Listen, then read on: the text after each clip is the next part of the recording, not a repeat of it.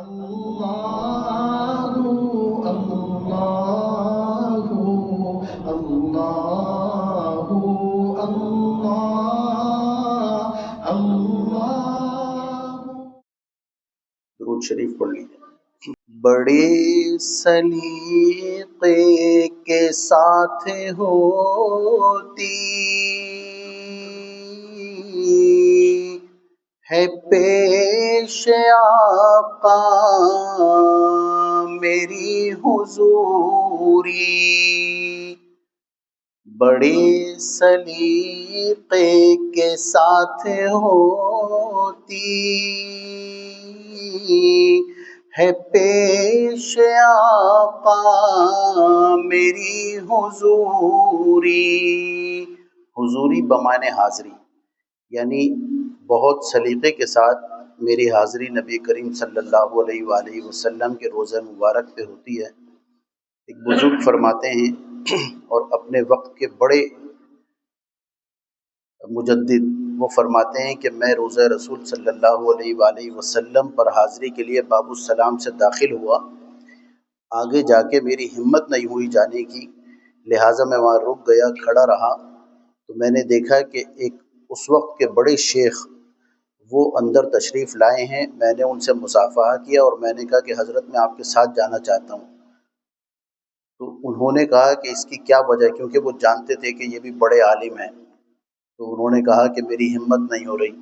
کہنے لگے یقین کریں اندر داخل ہوتے ہوئے میں بھی یہی سوچ رہا تھا کہ میں کس کے ساتھ جاؤں، میری بھی ہمت نہیں ہو رہی. تو آپ صلی اللہ علیہ وسلم کے دربار کے حاضری کے میرے دوستو آداب ہیں، جو وہاں جائیں انہیں یہ سیکھنا چاہیے کہ کس طرح نبی کریم صلی اللہ علیہ وسلم کے روزہ مبارک پر حاضر ہوں. درود پڑھتی ہیں میری سانسیں، سلام کرتی ہیں میری آنکھیں. درود پڑھتی ہیں میری سانسیں، سلام کرتی ہیں میری آنکھیں. یہ صرف آنسو نہیں ہے میرے جو قطرہ قطرہ چھلک رہے ہیں. یہ ایک انداز گفتگو ہے، کلام کرتی ہیں میری آنکھیں. یہ ایک انداز گفتگو ہے، کلام کرتی ہیں میری آنکھیں. یہ کلام جن شاعر کا ہے وہ نابینا تھے، اقبال عظیم صاحب نابینا تھے. تو ان کے ہر شعر میں آنکھوں کا ذکر ہے کہ کہیں پر حاضری کے لیے جو آداب ہیں، اگرچہ جسمانی طور پہ میں معذور ہوں لیکن یہ آنکھیں محتاج نہیں ہیں. اگر نبی کریم اگر اللہ تبارک و تعالیٰ چاہیں تو ایک نابینا کو اللہ تعالیٰ رفعت اور بلندیاں عطا فرما دیتے ہیں. اور اس کی مثال کیا ہے؟ عبداللہ ابن مکتوم رضی اللہ تعالیٰ عنہ نابینا صحابی ہیں. آپ صلی اللہ علیہ وسلم ایک مرتبہ رؤسائے قیصر و کسریٰ سے ملاقات کر رہے تھے. تو عبداللہ ابن مکتوم رضی اللہ تعالیٰ عنہ تشریف لائے. آپ صلی اللہ علیہ وسلم نے ان کی طرف اس وقت توجہ نہیں فرمائی، اس خیال سے کہ یہ لوگ جو یہاں آئے ہیں، یہ دور کے سفر سے آئے ہیں، یہ اپنے یہاں جا کے دین کا کام کریں گے، دین پھیلے گا، یہ تھی نیت. لیکن اس اعراض جو چند لمحات کے لیے ہوا، اللہ کو یہ بھی پسند نہیں آیا. اللہ تبارک و تعالیٰ نے آیت نازل فرما دی، عبس وتولی ان جاءہم اعمی، کہ آپ کو کیا ہو گیا کہ ایک نابینا آپ کے پاس آئے اور آپ نے ان کی طرف سے اعراض کیا. آپ صلی اللہ علیہ وسلم اس واقعے کے بعد جب عبداللہ ابن مکتوم تشریف لاتے تو اپنی چادر مبارک بچھاتے، اپنے پاس بٹھاتے اور یہ فرماتے کہ یہ وہ ہستی ہیں جن کی وجہ سے اللہ نے مجھے ڈانٹا ہے پیار سے. اللہ تعالیٰ آپ صلی اللہ علیہ وسلم کی وہ محبت عطا فرمائے میرے دوستو، جس محبت کا جو محبت مطلوب و مقصود ہے۔ میرے دوستو، یہ ہیں ہماری امت کے سردار، یہ ہیں وہ جن کے ہم امتی ہیں، یہ ہیں وہ جو رات رات بھر روئے ہیں۔ ہم اپنی حاجتوں کے لیے 15-20 منٹ ہاتھ اٹھاتے ہیں، اس کے بعد تھک جاتے ہیں۔ اب ذرا تصور کیجئے عرفات کی گرمی، اونٹنی کا کوہان، آپ صلی اللہ علیہ وسلم اس پہ تشریف فرما ہے، کتنا بے آرامی کا وہ جگہ ہوگی جہاں پہ آپ تشریف فرما ہیں، اور آپ مسلسل 5 گھنٹے تک اپنی امت کے لیے دعائیں کرتے تھے کہ یا اللہ انہیں معاف کر دیجئے، یا اللہ انہیں معاف کر دیجئے۔ تو اور ہم کتنے، اگر آپ صلی اللہ علیہ وسلم کی سنت کی اتباع نہ کریں میرے دوستو، اور کل نبی کریم صلی اللہ علیہ وسلم نے اپنا چہرہ مبارک پھیر لیا کہ ظالم میں تجھے نہیں جانتا تو کون ہے، اس لیے کہ من رغب عن سنتی فلیس منی، جس نے اعراض کیا نبی صلی اللہ علیہ وسلم کی سنت سے، آپ صلی اللہ علیہ وسلم نے فرمایا کہ وہ ہم میں سے نہیں ہے۔ تو ہم اور محبت کا تقاضا کیا ہے؟ محبت کا تقاضا یہ ہے کہ ہم ان کی چال ڈھال، خد و خال، اٹھنے بیٹھنے کا، لیٹنے سونے جاگنے، کھانے پینے، ہر ایک میں انہیں، کیونکہ آپ صلی اللہ علیہ وسلم کو اللہ نے یہ فرمایا کہ یہ نمونہ ہیں، یہ ہیں وہ ہستی جن کے مطابق اپنے آپ کو چلانا ہے، نہ کم کرنا ہے نہ زیادہ کرنا ہے، بس انہی کے مطابق عمل کرنا ہے جو یہ کر رہے ہیں۔ اللہ تعالیٰ ایک اعلان فرمائیں گے، ما غرک بربک الکریم، جو جہنم میں جا رہے ہوں گے ان سے اللہ فرمائیں گے تمہیں کس ذات نے، میں کریم ذات تھا، میرے علاوہ کس نے تمہیں دھوکے میں ڈالا؟ تو اللہ کا یہ فرمان ہوگا، اور وہ جو جہنم میں جا رہے ہوں گے اپنے ہاتھ تک چبا جائیں گے، انہیں ہوش نہیں رہے گا، اتنا افسوس ہوگا۔ اللہ فرمائیں گے جس طرح آج تم افسوس کر رہے ہو اور اپنا ہاتھ چبا گئے، تمہیں پتہ نہیں چلا، میری عزت اور میرے جلال کی قسم، کل جب تم میری نافرمانی کرتے تھے تو مجھے اتنا ہی تم پر غصہ آتا تھا، لیکن وہ کریم ذات میرے دوستو، الکریم یتفضل علینا بدون الاستحقاق، وہ کریم ذات وہ ہمیں پھر بھی ہمارا کتنا خیال رکھ رہی ہے، پہنانا، اڑھانا، ہنسانا، چلانا، سلانا، اٹھانا، اولاد دینا، گھر دینا، سواری دینا۔ تو اصل کرنا کیا ہے؟ میں ایک خلاصہ بیان کر دیتا ہوں ہر دفعہ میں، اللہ کرے کہ میں بھی اس کا محتاج ہوں، ہم سب کے دلوں میں یہ بات اتر جائے اور عمل کرنے والے بن جائیں۔ کرنا یہ میرے دوستو، دین سے محبت کرنی ہے۔ دین سے محبت ہوگی تو اس کے جتنے شعائر ہیں، جتنی اس کے لوازمات ہیں، ان سب سے محبت ہوگی۔ دین سے محبت ہوگی، علماء سے محبت ہوگی۔ دیکھیں ایک حدیث ہے، آپ صلی اللہ علیہ وسلم نے فرمایا، بڑی کتابوں کی حدیث ہے، کہ جب انسان اس دنیا سے چلا جاتا ہے، اور یہ ایک کڑوی گولی ہر ایک کو چاہے نہ چاہے یہ کھانی پڑے گی، اس دنیا سے جانا پڑے گا، کل نفس ذائقۃ الموت۔ جب دنیا سے چلا جاتا ہے، آپ صلی اللہ علیہ وسلم نے فرمایا اس کی ساری چیزیں کاٹ دی جاتی ہیں، منقطع ہو جاتی ہیں۔ 3 چیزیں ساتھ جاتی ہیں، ایک اس کے اعمال صالحہ، دوسرا صدقہ جاریہ، اور تیسری کیا چیز ہے؟ ولد صالح، نیک اولاد۔ میرے دوستو، بعض مفسرین نے لکھا ہے کہ جو علم دین کا کام کرتے ہیں، نیک اولاد آج ہے، اس کی اولاد کی اولاد ہوئی، انہیں یاد آ گیا، مغفرت کی دعا کر لی، کوئی نسل ایسی ہوئی کہ بیچ میں رک گئی، اولاد نہیں ہوئی، تو وہ سلسلہ بھی ایک طرح سے منقطع ہو جائے گا۔ اسی طرح کوئی مسجد بنوائی کسی نے صدقہ جاریہ کر کے، اور وہ کل ایسے حالات ہوئے، اللہ تعالیٰ اس پہ قادر ہے کہ ثواب قیامت تک دے دیں، لیکن مفسرین نے لکھا ہے کہ ایک ایسا کام ہے جس کا ثواب قیامت تک چلتا رہے گا۔ یہ کیا ثواب ہے، اس کو آج گرہ باندھ لیں، اور یہ ثواب ہے میرے دوستو، دین کا کام کرنا۔ آپ نے اپنی اولاد کو حافظ بنا دیا، علم دین سکھا دیا، جتنی فکر doctor, engineer, F R C S, M C P S, M R C P یہ کروانے کے لیے تگ و دو کرتے ہیں، اتنی ہی تگ و دو علم دین کی فکر کے لیے کریں، اس کی فکر کریں علم دین کی۔ وجہ اس کی کیا ہے؟ وجہ یہ کہ بہت پڑھا دیا، بہت لکھا دیا، انجینئر بنا دیا۔ میں پھر یہ بارہا عرض کرتا ہوں، علماء بھی یہ بتاتے ہیں کہ ہم پڑھائی کے نہیں خلاف ہیں.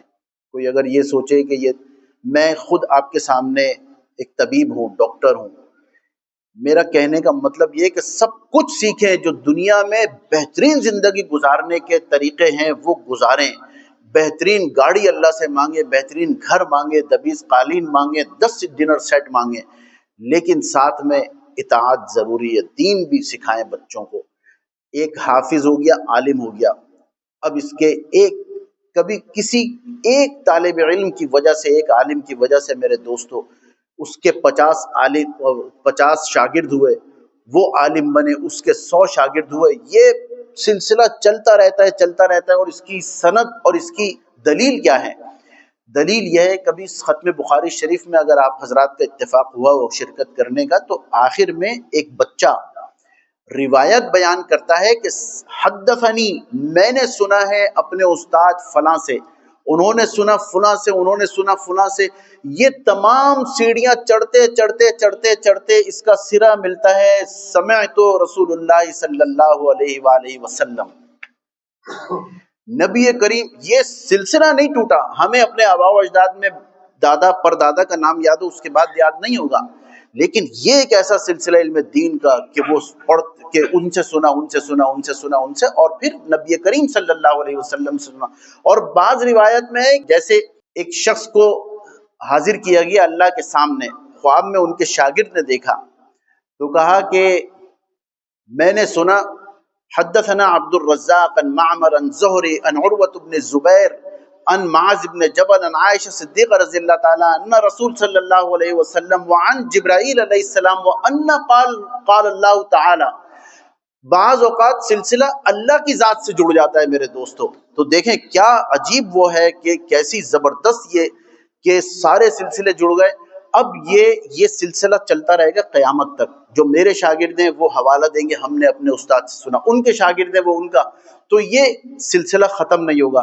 تو قیامت تک یہ ثواب جاری رہے گا. اس سے ایک چھوٹا سا مسئلہ میں نکالتا ہوں. علماء بیٹھے ہیں، یہ میری اپنی اصطلاح ہے، اللہ کرے کہ یہ صحیح ہو. دیکھیں آپ کسی کاؤنٹر پہ گئے، اس کے اوپر لکھا ہوا ہوتا ہے، آپ پیمنٹ کرنے گئے، اس پہ لکھا ہوا ہے کلوز کا بورڈ لگا ہوا ہے. یہ اگر بورڈ نہیں لگا، اس نے کہا کہ آپ فلاں کاؤنٹر پہ چلے جائیں، یہ بند ہے ابھی. وہ حساب کتاب کر رہا ہوتا ہے.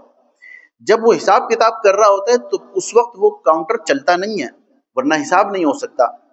حساب کب ہوتا ہے؟ کاؤنٹر کلوز پہ. اب یہ کلوزنگ ہو گئی، تنخواہ ملتی ہے پہلی دوسری تاریخ کو. کیوں؟ کیونکہ مہینے کے آخر میں کلوزنگ ہوتی ہے. کلوزنگ میں پتہ چلتا ہے پروفٹ لاس، ایک قاعدہ کلیہ قانون ہے. اب یہ پروفٹ ہوا یا نہ ہوا، جو بھی ہوا حساب کتاب ہو رہا ہے. میرے دوستو آپ صلی اللہ علیہ وسلم نے فرمایا اذا مات العبد یا اذا مات ابن آدم انقطع عمل الا من ثلاث صدقۃ جاریہ او عمل ينتفع به او ولد صالح. 3 چیزیں بتائیں ابھی جو میں نے تفصیل آپ کے سامنے بیان کی.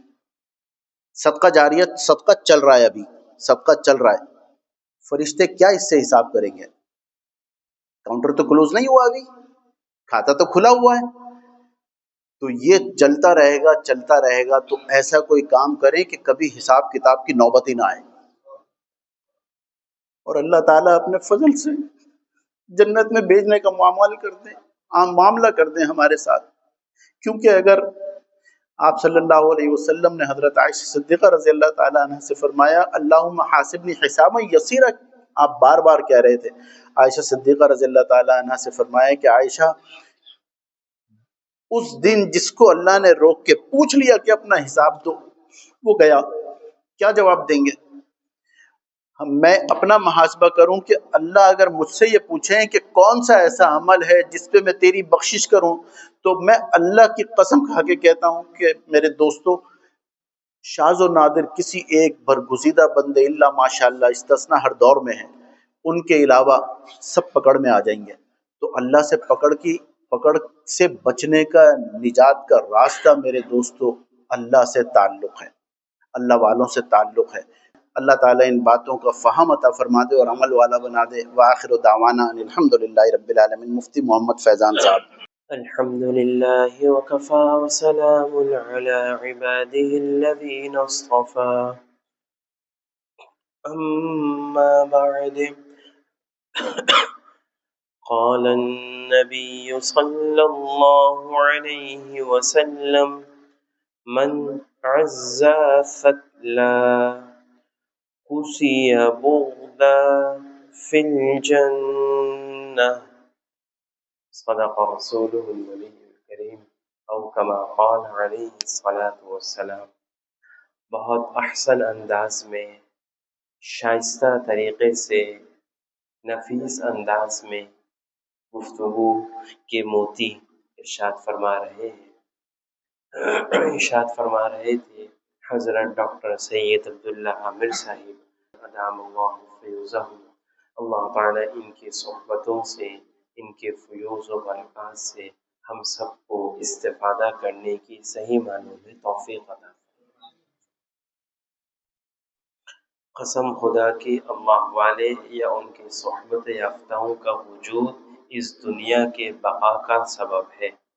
حدیث مبارکہ کا مفہوم ہے قیامت اس وقت تک نہیں آئے گی جب تک روئے زمین پر ایک اللہ اللہ کہنے والا موجود ہو. اور یہ اللہ والے جو ہوتے ہیں ان کا کام یہی تو ہوتا ہے، صبح دوپہر شام رات کے آخری پہر اللہ کو یاد کر. ایک مثال ہے اور وہ یہ کہ دنیا میں بسنے والے افراد، معاشرے میں رہنے والے لوگ، ان کی خواہش ہے کہ بڑھیا سے بڑھیا لباس زیب تن کریں. گل احمد، الکرم، پاشا اور نہ جانے وغیرہ وغیرہ برانڈز کے لباس پہنے، اور اس کے پہننے میں کوئی حرج بھی نہیں اگر 2-3 باتیں پائی جائیں، تکبر نہ ہو، تفاخر نہ ہو اور دوسروں کی حقارت نہ ہو. کوئی حرج نہیں پہننے میں.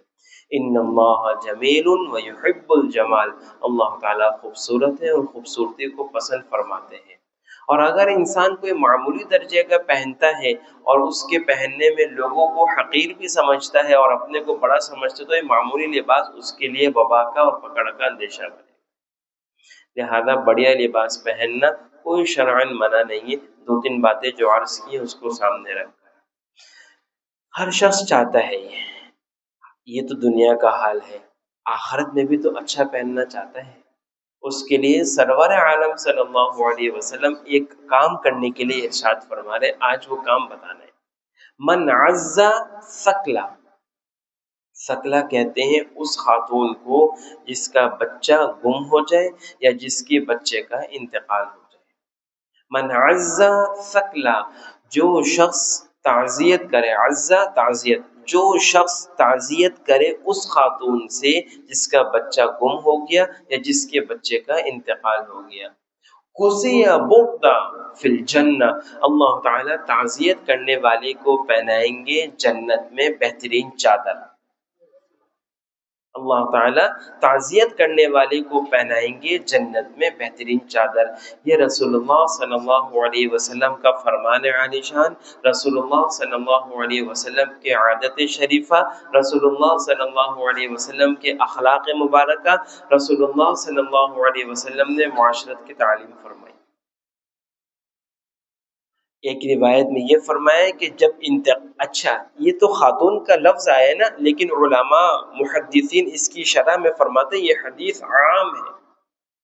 چاہے بچے کا انتقال ہو یا کسی اور فرد کا انتقال ہو، آدمی ان کے پاس جاتا ہے اور کچھ تسلی کے کلمات کہتا ہے. کیا کہنے وہ اگلے پیرائے میں عرض کروں گا. اور اس کے بعد واپسی آ جاتا ہے، اتنا کام کر لیتا ہے بس وہ اس کو فضیلت حاصل ہو گئی. اللہ تعالیٰ اس کو جنت کا لباس پہنائیں گے.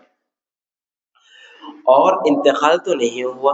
دوسری روایت ہے ما من مسلم، جو بھی مسلمان یعزی اخاہ بمصیبہ، کہ اس کے بھائی کو کوئی مصیبت پہنچی، کوئی تکلیف پہنچی، کوئی غم پہنچا اور یہ مسلمان چلے گئے ان کے پاس تسلی دینے کے لیے، کیونکہ تعزیت ہوتی ہے انتقال پر، اور انتقال کے علاوہ جو اس موقع پر جو ہے تسلی وغیرہ صبر کی بات ہے تو اس کو تعزیت نہیں کہا جاتا. یہ پہنچ گئے ان کو تسلی دینے کے لیے، صبر دینے کے لیے، اس پر یہ انعام ملے گا. اللہ تعالیٰ تسلی دینے والے کو پہنائیں گے جنت میں بزرگی کا لباس. دونوں بھائی دیکھیے، دو حالات آتے ہیں عام طور پہ، یا تو دنیا سے کوئی جا رہا ہوتا ہے یا خدا نہ خاصا غم پریشانی ہوتی ہے، باقی تو خوشی ہی خوشی اللہ کی توفیق سے۔ یہ دونوں حالات میں شریعت کی یہ تعلیم ہے۔ انتقال کے وقت میں تسلی دو، تعزیت، مصیبت کوئی غم آ گیا اس وقت تسلی دو، اس پر بھی صبر، اس پر بھی فضیلت۔ اب اگلی بات، کیسے تسلی دیں، کیسے تعزیت کریں، یہ خدا نہ خاصہ پتہ چلا فلاں خاندان میں فلاں شخص کا انتقال ہوا۔ آدمی دو صورتیں ہیں، جا سکتا ہو تو جانا زیادہ افضل ہے، نہیں جا سکتا، دور ہے، علاقہ دور ہے، شہر دور ہے، پھر فون پر پیغام کے ذریعے تعزیت کرے، تسلی دے۔ معلوم ہوا کہ یہ حادثہ پیش آیا، معلوم ہوا کہ یہ انتقال ہو گیا، اللہ سبحانہ و تعالی حکیم بھی ہے اور حاکم بھی ہے۔ اب یہ بات کرنی ہے ان سے، یہ بات کیسے کرنی ہے، یہ اس طریقے سے، اللہ تعالی حکیم بھی ہے اور حاکم بھی ہے، لہذا اللہ کے فیصلے پر رضا ہی اصل ایمان کا تقاضا ہے۔ اللہ تعالیٰ مجھے بھی صبر دے، آپ کو بھی صبر دے، اور جانے والے کے لیے آخرت کے منازل آسان فرمائے۔ اللہ تعالیٰ بے حساب و کتاب مغفرت فرمائے۔ السلام علیکم ورحمۃ اللہ۔ کیسے انتقال ہوا، کیا ہوا تھا، بیمار تھے کیا کافی عرصے سے، یا ایکسیڈنٹ کیا ہوا، گاڑی صحیح ٹیوننگ نہیں کروا رہے تھے کیا گاڑی کی، بریک وغیرہ۔ اب یہ سارے شکوک و شبہات پیدا اس کے ذہن میں نہیں ہوں گے، اس کے بات کرنے کی وجہ سے اس کے دماغ میں آ رہے ہوں گے۔ اب وہ آدمی کہے گا کاش کہ میں یوں کر لیتا، کاش کہ میں یوں کرا دیتا تو یہ ایسا ہو جاتا۔ شریعت مطہرہ نے یہ کاش اگر مگر کہنے سے منع کیا، اور یہ اگر مگر کہلانے کا جو سبب بنا وہ یہ تعزیت کرنے والا بنا۔ آپ سمجھ رہے ہیں آپ بات کہاں سے کہاں جا رہی ہے؟ لہذا 3 منٹ، 4 منٹ، 5 منٹ، ہاں زیادہ دیر بیٹھنے سے اگر اس کو جس کے پاس گئے تسلی ہو رہی ہو، بسم اللہ، نہیں تو بس یہ کر کے اچھا بھائی پھر ملیں گے۔ کوئی شخص، اب یہ تو انتقال کا ہو گیا، کوئی چیز گم ہو گئی، کوئی نقصان ہو گیا، اللہ تعالیٰ آپ کو اس کا بہترین نعم البدل عطا فرمائے۔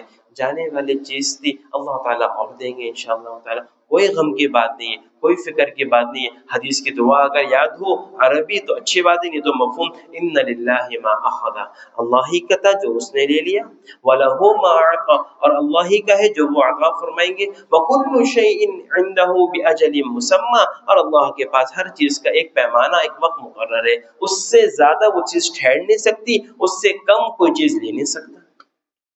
یہ بات کر کے اچھا بھائی ہم چلتے ہیں، کوئی خدمت ہمارے لائق ہو تو بتا دینا۔ کتنا کتنا آپ بتائیے آسان سا وہ ہے، کوئی کھود کرید کرنے کی ضرورت نہیں ہے، یوں کر لیتے وہ کر لیتے، سب بیکار کی باتیں ہیں۔ بس تو یہ دو چیزیں گرد و پیش کے ماحول سے گویا کہ رخصت ہو رہی ہیں، اس کو زندہ کرنے کی ضرورت ہے۔ مستورات مستورات کے حلقے میں، مرد مرد کے حلقے میں، اور اس کو زندہ کیجیے تاکہ تسلی اور صبر کا جو ہے وہ فضا جو ہے وہ عام ہو۔ اللہ تعالی ہم سب کو ان باتوں پر بہتر انداز میں عمل کی توفیق عطا فرمائے۔ وآخر دعوانا ان الحمد للہ۔ اللہ